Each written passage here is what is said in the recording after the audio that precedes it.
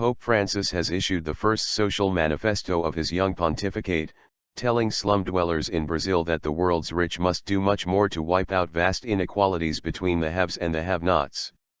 History's first Latin American pope, in a speech on Thursday to residents of Manguinhos, blasted the culture of selfishness and individualism that persists in the world and encouraged efforts in Brazil to end hunger and poverty.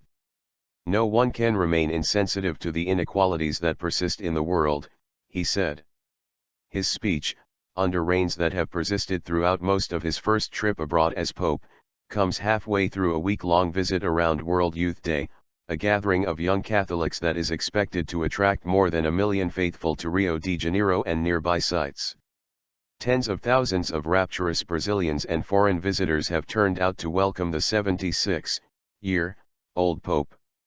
In Manguinhos, Francis, an Argentine known for frequent outings into the slums near Buenos Aires even as a cardinal, smiled and visibly enjoyed the close contact allowed with some of the residents there. He called for more efforts to end poverty and said the authorities must do more than just crack down on the drug trade to ensure opportunities for those at the bottom of the economic ladder. Everybody, according to his or her particular opportunities and responsibilities, should be able to make a personal contribution to putting an end to so many social injustices, he said in an address on a muddy, rain-drenched soccer field. Pacification of poor not enough. The Pope praised Brazil's efforts over the last decade to reduce poverty in Latin America's largest nation, which last month was rocked by massive protests against corruption, the misuse of public money and the high cost of living.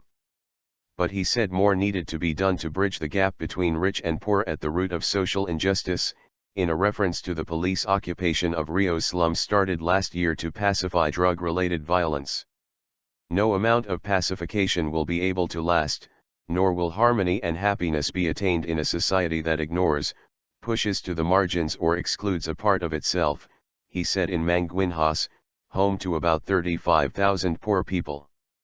Francis, who was known to visit poor neighborhoods while he was the Archbishop of Buenos Aires, is putting into action his belief that the Catholic Church must go to the farthest peripheries to preach and not sit back and wait for the most marginalized to come to Sunday, Massachusetts.